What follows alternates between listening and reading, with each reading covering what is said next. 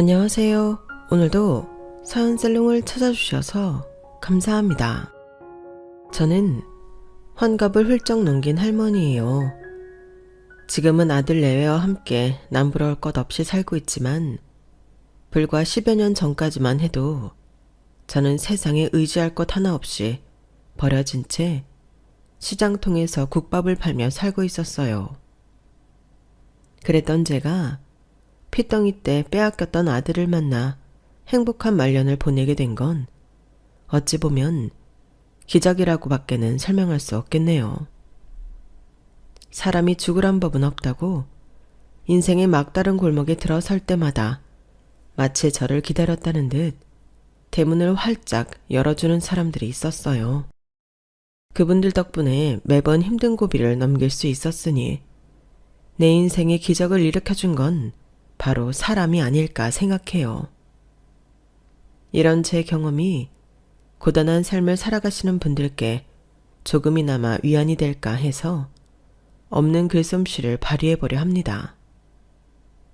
저는 지방에서 사업을 크게 하시던 아버지 덕분에 부유하게 자랄 수 있었어요.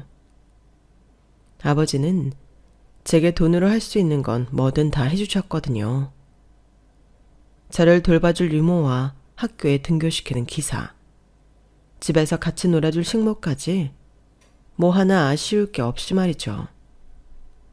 딱 하나 없는 게 있다면 바로 엄마였어요. 저희 엄마는 저를 낳으시고 산후후유증으로 고생하시다가 제가 두 돌이 되던 해 세상을 떠나셨거든요. 엄마 없이 자라는 외동딸이 늘 마음에 걸리셨던 아버지는 바쁜 와중에도 저와 관련된 일이라면 한 걸음에 달려오시곤 했어요. 서울이나 타 지역으로 출장을 가실 때는 늘 저를 데리고 가실 정도였죠. 특히 휴가철이나 어린이날에는 저를 데리고 아버지와 허영호지 않은 사이인 정 사장님 댁에 자주 가셨는데요. 그 집에는 저와 동갑인 아들이 있었어요. 5대 독자라서 집안 어른들이 애지중지하는 아이였죠. 저희 아버지와 정 사장님은 사석에서 서로를 사돈이라고 부르셨어요. 일찌감치 자식들을 혼인시키자는 약속을 하셨던 탓이었죠. 그렇다고 정혼을 한 사이는 아니었지만 그럼에도 어릴 때부터 하도 들어서 그런가 중학생이 되고부터는 내심 이 집이 내 시댁이 될 거라는 생각을 하고 살았던 것 같아요. 정 사장님 댁에는 상훈이라는 이름의 아들이 하나 있었는데 여자인 저보다도 피부가 희고 속눈썹이 길었어요.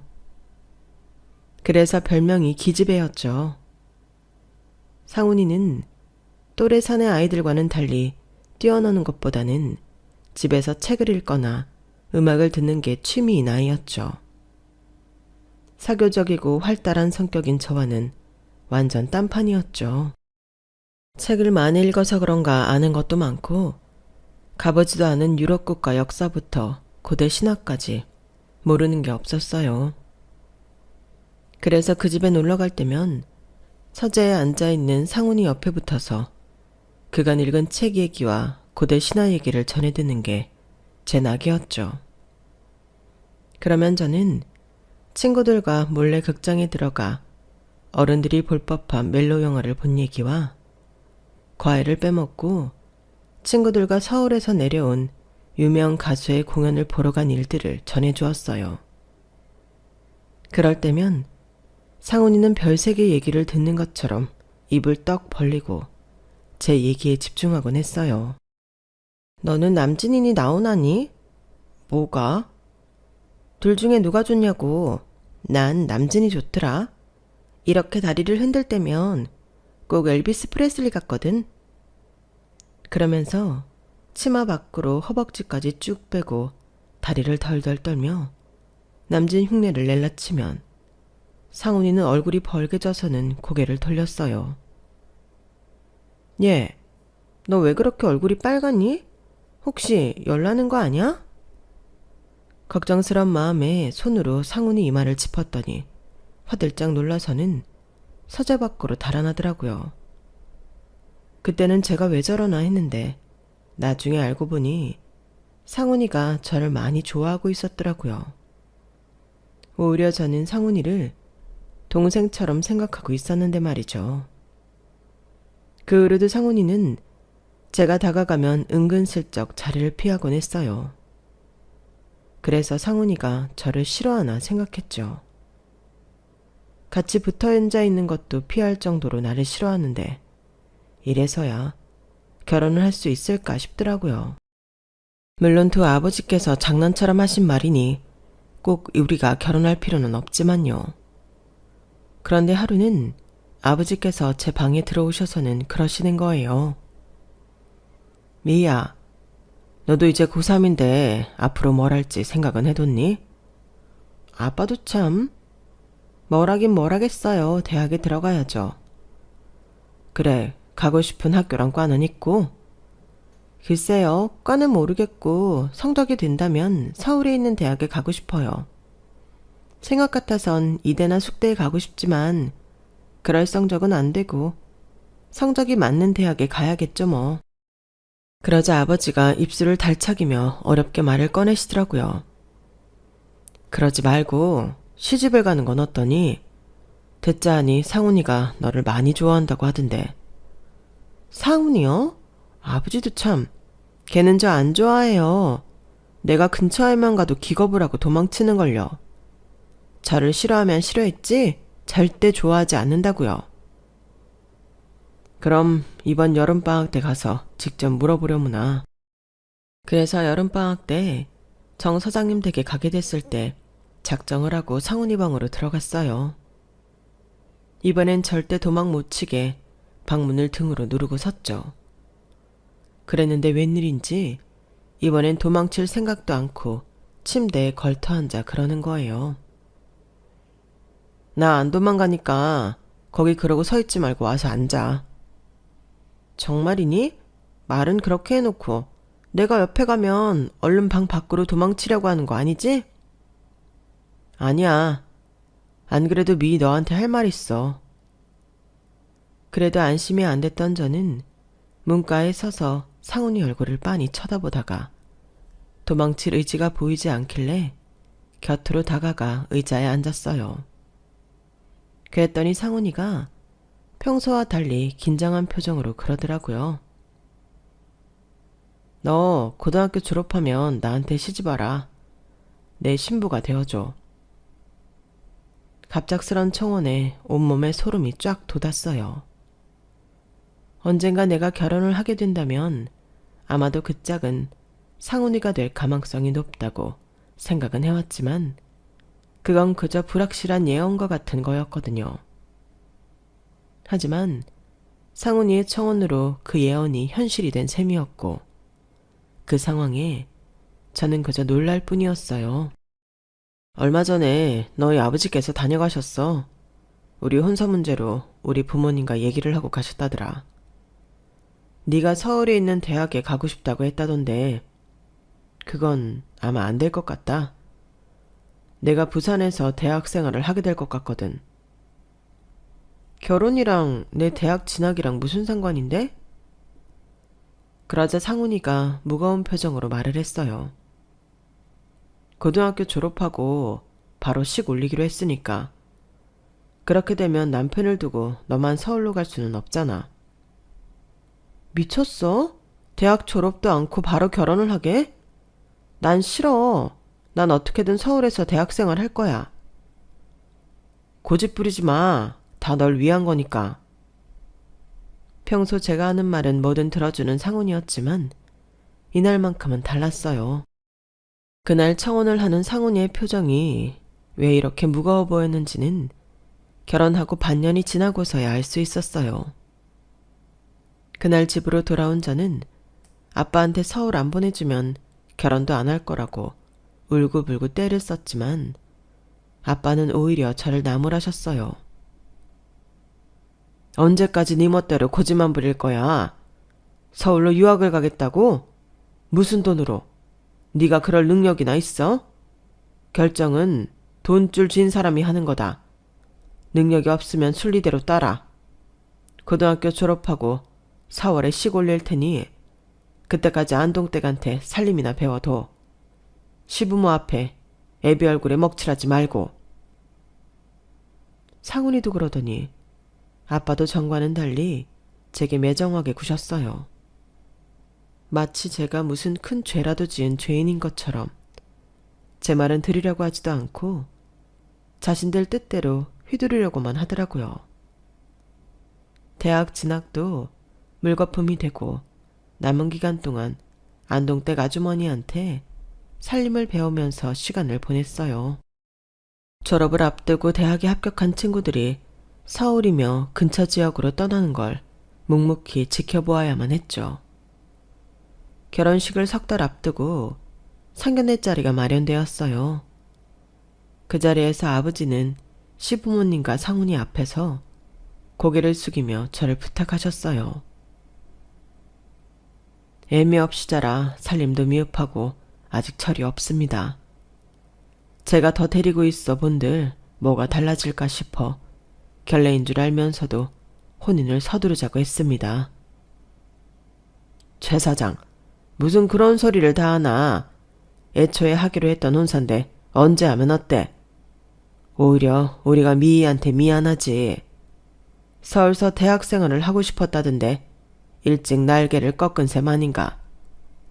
그래서 말인데 학업을 계속하겠다면 식을 좀 미루고 우리 집에 머물며 부산에서 대학을 다니게 하는 건 어떨까 싶은데 최 사장 생각은 어떤가? 딱히 공부에 뜻이 있는 아이도 아니니 그럴 필요는 없을 것 같습니다. 그래요. 여자 행복이야. 남편한테 사랑받고 자식 낳아 키우는 보람으로 만들어지는 건데 굳이 대학까지 갈 필요 있나요? 일찌감치 시집와서 우리 상훈이 내조하며 사는 것도 괜찮을 것 같네요. 네, 사부인 말씀이 옳습니다. 보고 배운 게 없어서 사부인 눈에는 안 차겠지만 그래도 영특한 아이니 사부인께서 따뜻하게 지도해 주신다면 곧잘 따라는 할 겁니다. 아무쪼록 제 딸아이 잘 부탁드립니다. 제 의사와는 상관없이 결혼은 결정되었고 그해 4월 예정대로 식을 올리게 되었어요.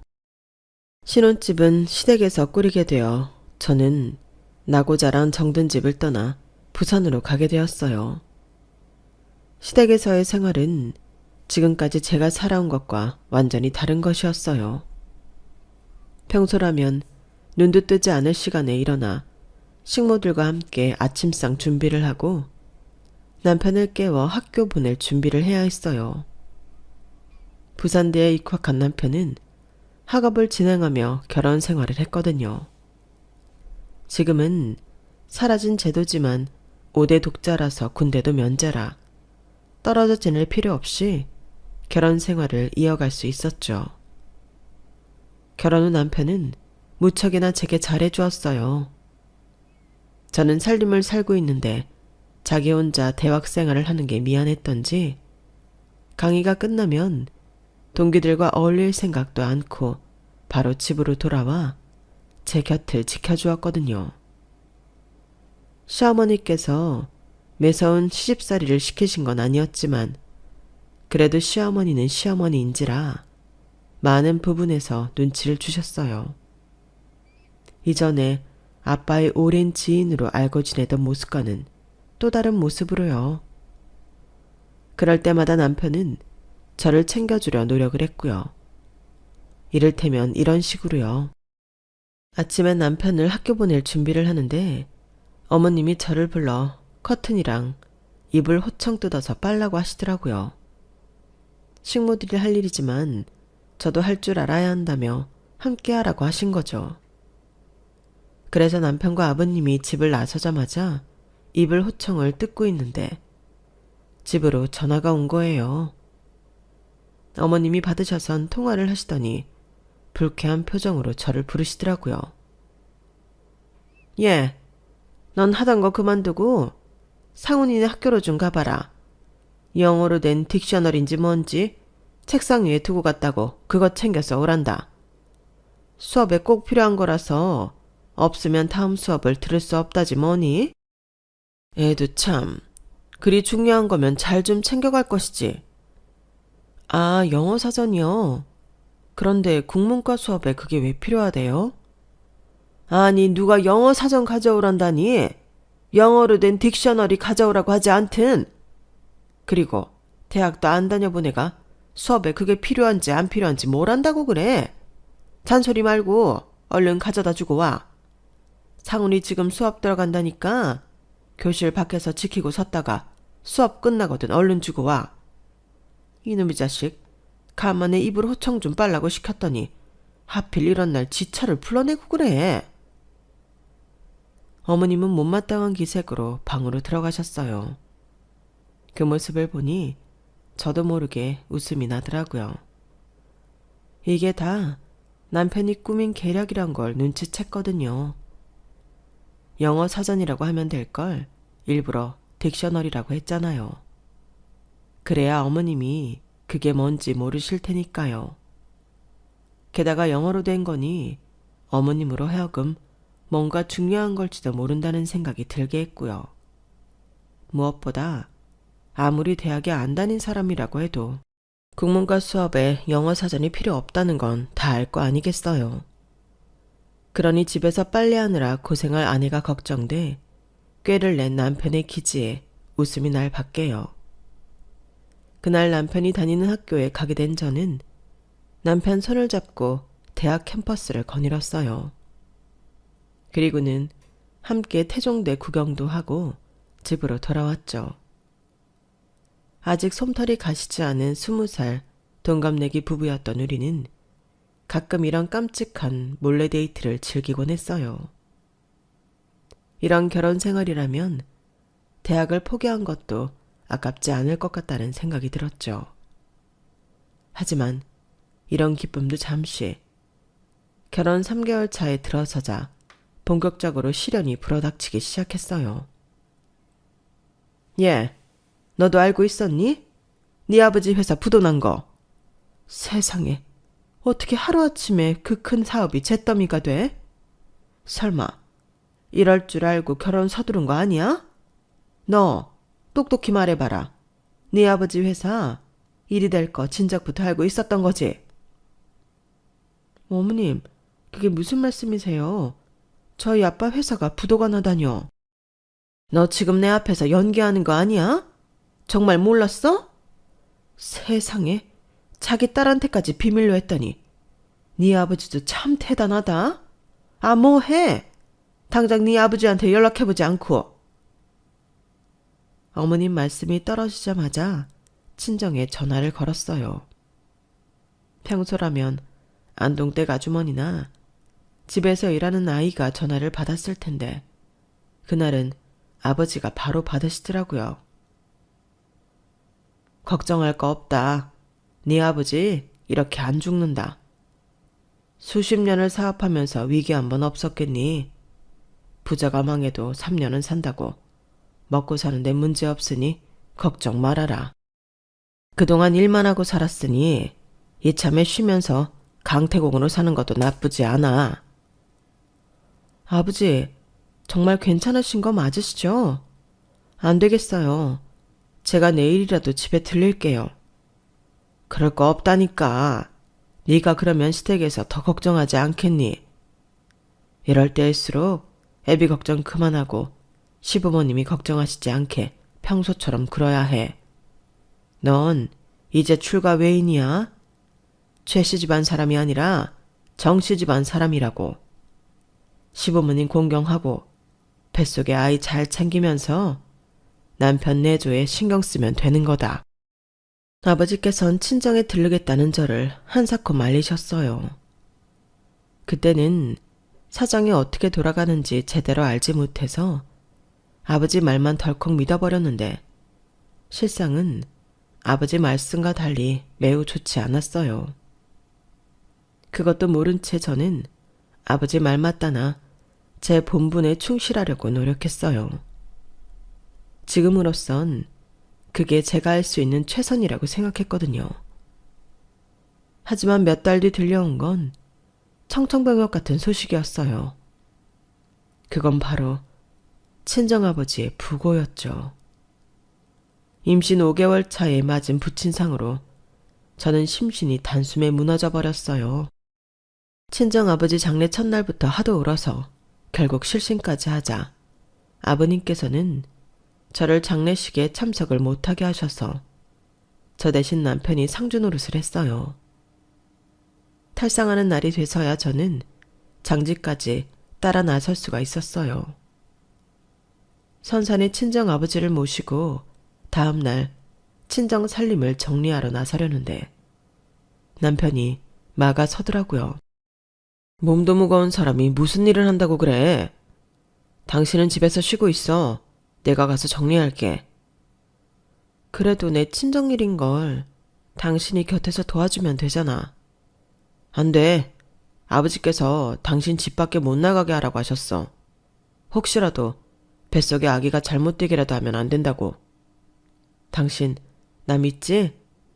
내가 가서 잘 정리하고 올게.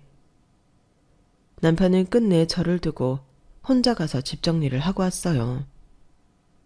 밤이 되자 일을 마친 남편이 집에 들어왔는데 손에는 제가 꼭 가져다 달라고 했던 앨범과 친정아버지 몇 가지 유품이 들려 있었어요. 그걸 보니 이제 정말 내가 고아가 됐다는 게 실감이 나서 눈물이 그치지 않더라고요. 하지만 진짜 시련은 아직 다가오지도 않은 상태였어요. 친정이 하루아침에 망하고 아버지마저 세상을 떠나시자 세상 어디에도 기댈 곳이 없어진 저는 아무짝에도 쓸모없는 철부지에 불과했어요. 아버님과 남편이 저를 아끼기는 했지만 저와 함께 대부분의 시간을 보내는 사람이 시어머니라는 게 문제였어요. 시어머니께서는 제 친정이 망한 순간부터 저를 탐탁지 않아 하셨거든요. 아, 이거야 원. 망한 집 딸내미 데려다 상점 모시듯 하고 있으니 이게 뭔 지랄인지. 넌 아주 상팔자를 타고났구나. 타고났어. 어머님은 아버님과 남편이 없을 때면 시도 때도 없이 저를 타박하셨고 그런 어머님을 따라 집에서 일을 하는 사람들도 언제부턴가 저를 무시하기 시작했어요. 제가 일을 시키면 들은 척도 않고 무시하기 일쑤였고 때로는 제 면전에 대고 들으라는 듯 제 흉을 보기도 했어요. 갑자기 바뀌어버린 제 처지를 감당하기도 버거운 판에 주변의 대우까지 한순간에 변해버리자 저는 제대로 맞서지도 못한 채 속수무책으로 무너져 버렸어요. 시어머니뿐만 아니라 집에서 일하는 사람들 눈치까지 보게 되었죠. 그러다 보니 식사조차 제대로 하지 못하게 됐고 살이 붙어도 모자랄 판에 점점 더 뼈만 앙상해져 갔어요.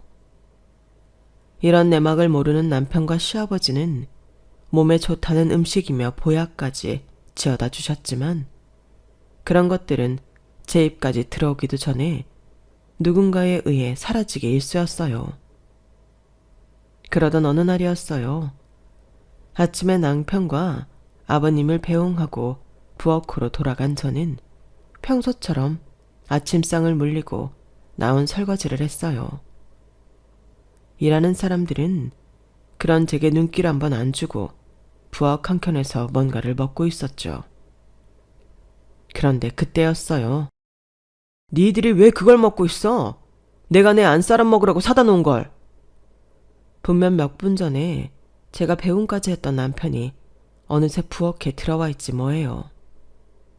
남편은 식모들 손에 들린 화과자를 뺏어들고는 불같이 화를 냈어요. 지금까지 니들이 다 처먹었던 거야? 바나나면 미제 분유며 니들이 다 뺏어 처먹었던 거냐고. 그러자 식모들은 마주잡은 손을 발발 떨며 고개도 들지 못했어요. 이런 씨한 것들이 다 있나. 그걸 왜 니들이 처먹어? 왜 처먹냐고. 그리고 왜 내 아내가 설거지를 하고 있지? 저건 니들이 할 일 아니야? 그거 하라고 밥 먹여주고 돈까지 주는데 하라는 일은 안 하고 왜 안 쪼인 음식을 축 내고 있냐고. 니들이 왜?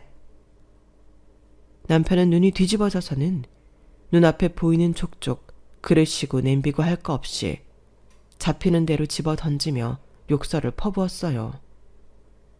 그 소리에 부엌으로 달려들어온 어머님은 제 남편을 말리셨지만 이미 눈이 돌아간 남편은 화가 풀릴 때까지 멈추지 않았어요. 그날 저희 집 부엌은 폭탄이라도 맞은 것처럼 뭐 하나 성한 것 없이 다 깨지고 부서져 버렸어요. 부엌 살림을 다 때려 부순 남편은 제 손을 잡고 방으로 들어왔어요. 그리고는 조금 전 난리를 피우던 모습과 완전 다른 순한 얼굴로 저를 끌어안고 울더라고요. 너 이 고생하라고 데려온 거 아닌데 미안해. 남편인 내가 널 지켰어야 했는데 그러지 못했어. 다 내 잘못이야. 미안하다 미희야. 그런 소리 마라. 난 너랑 결혼한 거 한 번도 후회한 적 없어. 너 아니었으면 나 우리 아버지 돌아가셨을 때 버티지 못했을 거야. 그러니까 나 때문에 가슴 아파하지 마. 시어머니의 괴롭힘이 힘들긴 했지만 그래도 남편이 있어 버틸 수 있었던 건 사실이었어요. 그날 그 사단이 난 뒤 아버님은 어머님을 비롯해 그동안 저를 괴롭혔던 식모들을 한자리에 불렀어요. 그리고는 제게 사과를 하게 하셨죠. 그걸로도 분이 풀리지 않는 남편은 아버님께 부탁해 집에서 부리던 식모들을 모조리 내쫓았어요. 그리곤 새로 사람을 들였죠. 새로 들인 식모들한테는 남편이 직접 신신당부를 했어요. 내 아내한테 극진히 대하라는 거였죠. 덕분에 그 이후로 저는 부리는 사람들 눈치 안 보고 편히 지낼 수 있었어요. 하지만 이런 상황이 못마땅했던 사람이 한 명 있었는데 바로 시어머니였죠. 부리는 사람들 앞에서 며느리한테 사과하는 망신을 당했던 시어머니는 속으로 칼을 갈게 되었죠. 남편과 시아버지의 보호 아래 무사히 아들을 출산한 저는 손 귀한 집에서 대를 이었다는 이유로 시아버지께 큰 선물도 받았어요. 지금 생각해보면 그때가 제 인생에서 가장 행복한 순간이었던 것 같아요. 눈에 넣어도 아프지 않을 내 아들과 세상에서 저를 가장 사랑해주는 남편, 돌아가신 친정아버지 대신 제 바람막이가 되어주셨던 시아버지까지 있었으니까요. 하지만 인생에서 가장 행복한 그 순간에 저는 모든 걸 다 잃고 말았어요. 수업을 마치고 집으로 돌아오던 남편이 횡단보도를 건너다 과속 차량에 치여 그 자리에서 즉사하고 만 거예요. 친정아버지 기일을 며칠 앞두고 벌어진 일이었어요. 하늘이 무너지는 것 같았어요. 친정아버지가 돌아가셨을 때보다도 더 가슴이 찢어지는 것 같았어요. 아직 돌도 안 된 아이를 끌어안고 얼마나 울었는지 몰라요. 하지만 남편을 잃은 슬픔이 가시기도 전에 걱정이 앞섰어요. 이제는 누굴 믿고 살아야 하나 막막하기만 했거든요. 남편의 죽음으로 이전까지 제 편이 되어주셨던 아버님도 등을 돌리기 시작하셨어요. 어머님은 독을 잔뜩 품은 독사처럼 제게 날카로운 이빨을 들이대셨죠. 박보살이 그러더라. 이게 다 죄 많은 인연을 집에 들인 탓이라고. 지 애미 잡아먹고 태어난 년이 친정 살림 틀어먹은 것도 모자라 지 애비에 남편까지 줄줄이 잡아먹었다고. 여보, 저년 집에서 내쫓읍시다. 저년이 있는 곳마다 줄초상이 난다는데 하나뿐인 내 손자까지 목숨 잃으면 어떡해요? 생떼 같은 내 새끼까지 잡아먹은 년인데 저런 걸 어떻게 집에 데리고 사냐고요. 제발, 제발 저년 좀 내 눈앞에서 치워주세요. 네? 시어머니는 아들의 장례를 치른 뒤로 무속인들의 말을 앞세워 저를 내쫓아달라고 아버님께 매달렸어요. 처음엔 그 말을 외면하던 아버님도 시간이 지나자 조금씩 흔들리는 것 같더라고요. 집안에 우환이 생길 때마다 어머님이 모든 걸 다 제 탓으로 돌리셨거든요. 멀쩡하던 당신 사업이 휘청하게 된 것도 다 죄 많은 천연 때문이라고요.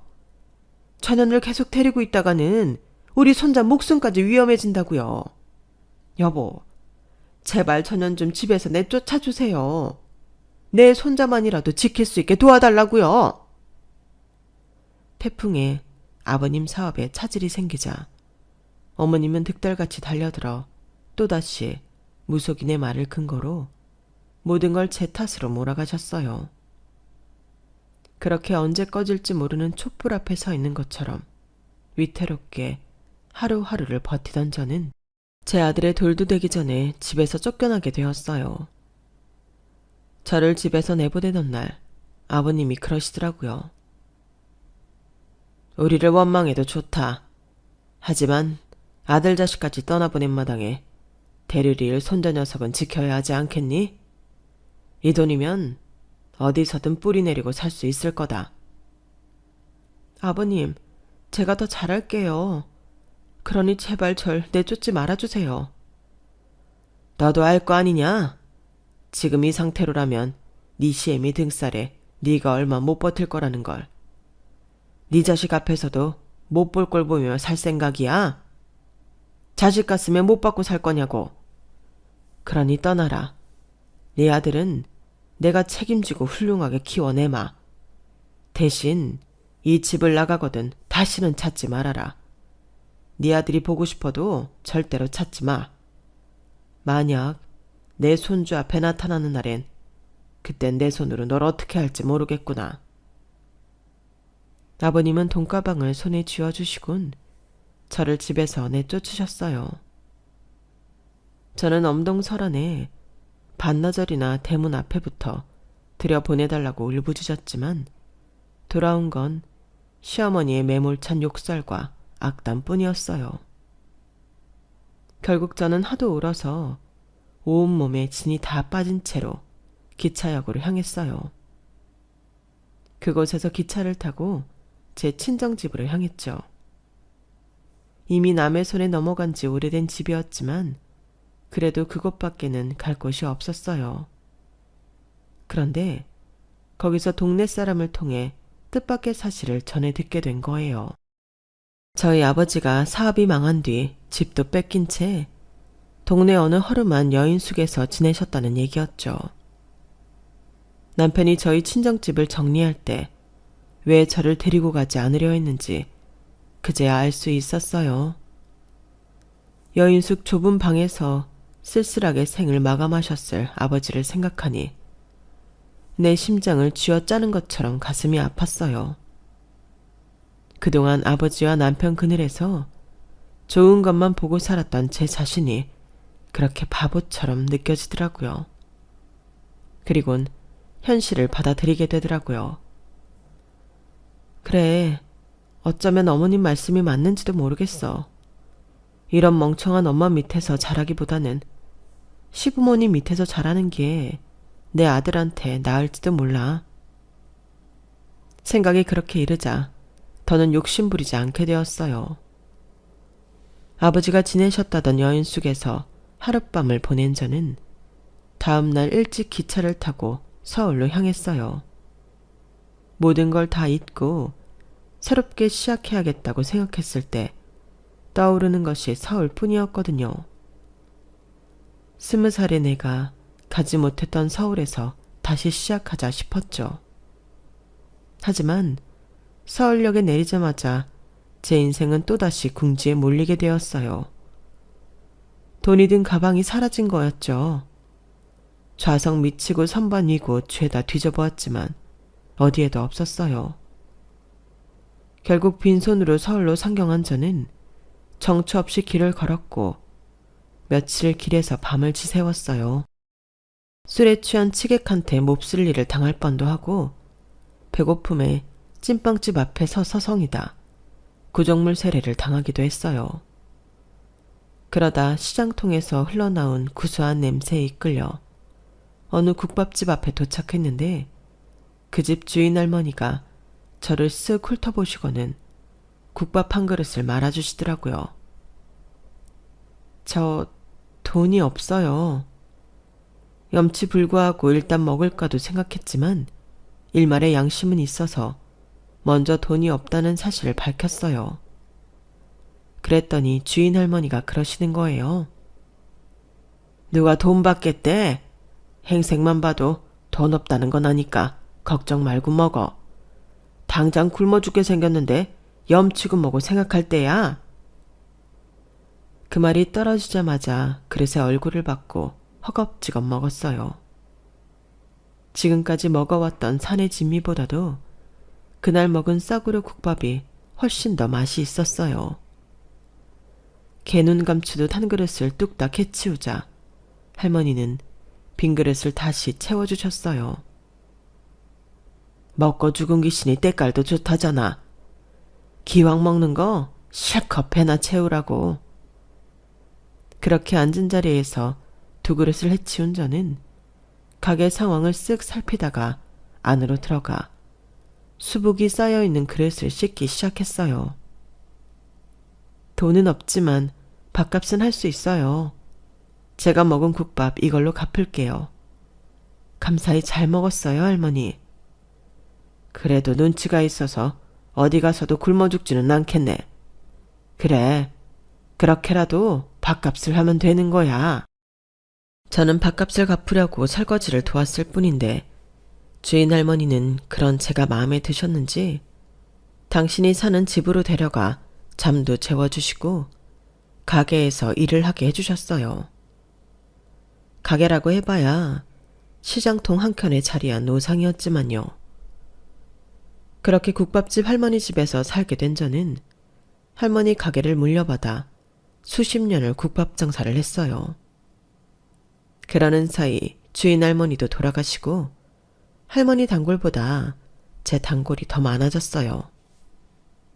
주인 할머니께서 갈 곳이 없던 제게 온정을 베푸신 것처럼 저도 형편이 어려운 이웃들한테는 공짜 밥도 퍼주고 주머니가 가벼운 손님들을 생각해 오랜 세월 최소한의 이웃만 남기며 저렴한 가격으로 국밥을 팔았어요.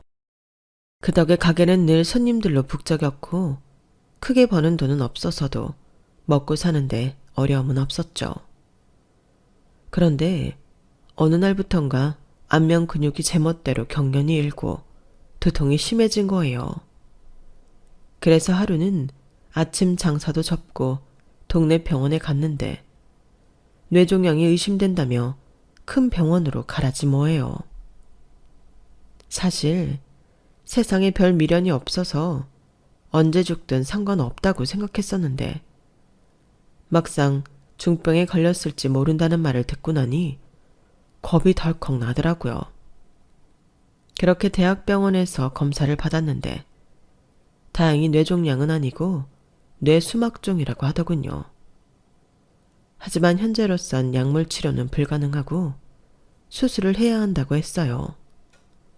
그러자면 몇 달은 꼼짝없이 가게 문을 닫을 수밖에 없는 상황이었죠. 그동안 쉬지 않고 일을 하기는 했지만 그리 벌어놓은 돈이 많지는 않아서 덜컥 겁이 났어요. 장사를 몇 달 쉬면 손해도 손해지만 병원비와 수술비가 얼마나 나올지 몰라서 걱정이 됐어요. 주변에 손 벌릴 곳도 없는데 만약 돈이 부족하면 큰일이니까요. 내 몸 움직여서 벌어먹고 사는 처지로선 이보다 심각한 상황도 없었죠. 그래도 살자면 어쩔 수 없는지라 수술을 감행하게 됐죠. 제가 가족이 없어서 수술을 마치고도 곁을 지켜줄 사람이 없었어요. 수술을 하고 며칠간은 간병인을 썼지만 돈 걱정에 그 후로는 저 스스로 병원 생활을 해야 했어요. 그래도 다행인 건 저를 수술해준 담당 선생님이 친절한 분이셔서 간호사분들한테 저 좀 잘 봐달라고 특별히 부탁까지 해주셨더라고요. 게다가 아무리 늦게까지 수술이 있어도 꼭 퇴근 전에 제 병실에 찾아와 상태를 확인하고 가셨어요. 선생님 어머니께선 얼마나 아들이 자랑스러우실까. 인물도 좋고 실력도 좋고 인품까지 훌륭한 아드님을 두셨으니. 그럴까요? 저는 어머니 얼굴도 모르고 자라서. 에구 이런, 내가 괜한 소리를 했네요. 실은 나도 내 아들이 어떻게 자랐는지 모른 채 살고 있답니다. 지금쯤이면 선생님 나이 또래 정도 됐을 텐데 어떻게 자랐을지 상상도 안 돼요. 이럴 줄 알았으면 진작에 사진이라도 찍어 놓을 걸. 그러지 못한 게 한이 되네요. 돌 전까지는 남편을 많이 닮았었는데 그래서 아들 생각이 나면 죽은 남편 사진을 꺼내보곤 한답니다. 그리곤 수줍게 남편과 함께 찍은 빛바랜 사진을 지갑에서 꺼내 보여주었어요. 그랬더니 그 사진을 본 의사 선생님 표정이 조금 이상해지더라고요. 그리고는 굳은 표정으로 병실을 나갔어요. 그리고 다음날 담당 선생님은 오전 회진 때도 그렇고 퇴근 시간 때도 그렇고 제 병실을 찾지 않았어요. 바빠서 그랬을 거라고 생각을 하면서도 왠지 서운하더라고요. 그런데 그날 밤 잠결에 누가 흐느끼는 소리가 들려서 눈을 떴더니 웬 남자가 제 손에 얼굴을 묻고 흐느끼고 있지 뭐예요. 그런데 제 눈에 뭐가 쓰인 건지 그 모습이 마치 죽은 내 남편처럼 보이는 거예요. 그래서 아, 이게 꿈인가 보다 생각했어요.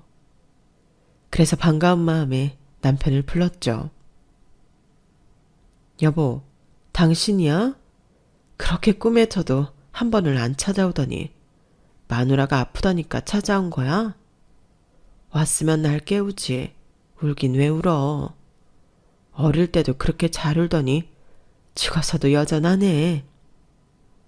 그러자 제 손등에 얼굴을 묻고 울던 남자가 고개를 들었어요. 그런데 그 사람은 제 남편이 아닌 제 담당 의사 선생님이더라고요. 선생님은 눈물이 잔뜩 번진 얼굴로 힘겹게 말을 이어갔어요. 엄마, 저 순돌이에요. 엄마 아들 순돌이. 그럴 리가 없는데요. 선생님 이름은 정수혁이잖아요. 호적엔 그렇게 올라가 있지만 어릴 때 집에서는 순돌이라고 불렀어요. 돌아가신 아빠가 엄마 힘들지 않게 순하게 자라라고 그렇게 지어주셨다고요. 그 말에 목이 탁 막혔어요. 그리곤 하염없이 눈물이 흘러내렸어요. 의사 선생님 말대로 제 남편이 어린 아들한테 순돌이란 이름을 지어주었거든요. 40년 만에 만난 아들을 끌어안고 서럽게 울던 저는 한편으로 너무 미안하기도 했어요. 엄마인 내가 내 새끼 얼굴도 이름도 알아보지도 못했다는 사실이 너무 창피하고 미안했거든요.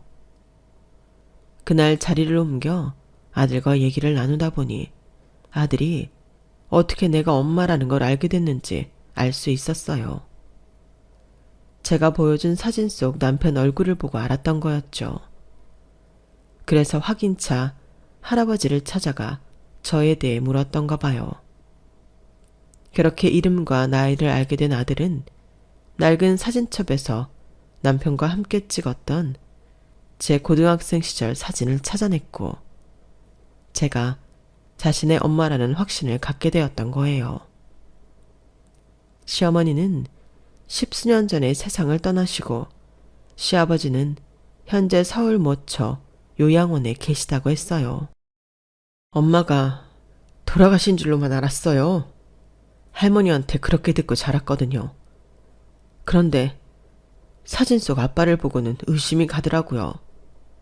평소 할머니가 엄마에 대해 안 좋은 말만 하셨었는데 어쩌면 사이가 안 좋아서 돌아가셨다고 거짓말을 한 게 아닐까 하고요. 오늘 할아버지를 찾아가 엄마에 대해 물었더니 이제서야 진실을 말해주시더라고요. 왜 엄마가 나를 놓고 떠나셨는지도 전부요. 아들은 한참이나 저를 끌어안고 아이처럼 울먹였어요. 그 모습이 제 아빠랑 너무 닮아서 역시 내 아들이 맞다 싶더군요. 그날 이후 제 인생은 하루아침에 달라졌어요. 아들 녀석이 처와 상의 끝에 저와 함께 살기로 했거든요. 그 말에 염치 없지만 딱 1년만 같이 살자고 했는데 그게 지금까지 이어지고 있어요. 우리 며느리가 참 착한 게 제가 근처에 집을 얻어 나가겠다고 하는데도 안 된다며 끝까지 붙잡더라고요. 그동안 떨어져 지낸 게 40여 년인데 이제라도 모정을 나누며 함께 살아야 하지 않느냐면서 말이죠. 덕분에 저는 그동안 밥 한 끼 차려 먹이지 못했던 내 아들한테 실컷 솜씨를 발휘해 먹이고 있답니다. 며느리는 수고스럽지 않냐고 쉬라고 하지만 제가 만든 음식을 내 아들 내외와 손주, 손녀가 맛있게 먹는 걸 보면 얼마나 행복한지 몰라요. 인생에 행복이 뭐 있나요? 내 새끼들 입에 맞는 거 넣어주는 게 행복이죠. 한때는 내가 전생에 죄를 많이 지어 이런 시련을 겪고 사나 생각했는데 지금에 와서는 내 인생의 고비 때마다 나를 도와준 고마운 사람들 얼굴만 떠오르네요. 내 아버지 회사가 망한 걸 알면서도 저를 지키려 결혼을 감행한 내 남편과 집도 절도 없이 떠돌게 된 저를 아무 대가 없이 받아주신 국밥집 사장님, 그리고 수십 년 동안 제 가게를 찾아와 국밥을 팔아준 손님들 말이에요. 고생 끝에 낙이 온다고 여러분도 버겁게 느껴지는 지금, 이 순간의 고비만 잘 넘긴다면 분명 언젠가 저처럼 웃는 날을 만날 수 있을 겁니다. 제 사연 들어주셔서 감사드리고요. 여러분들의 가정에 행복이 가득하시길 바랍니다.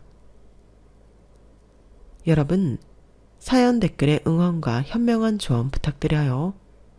좋아요와 구독은 저에게 큰 힘이 됩니다. 오늘도 좋은 일 가득하세요.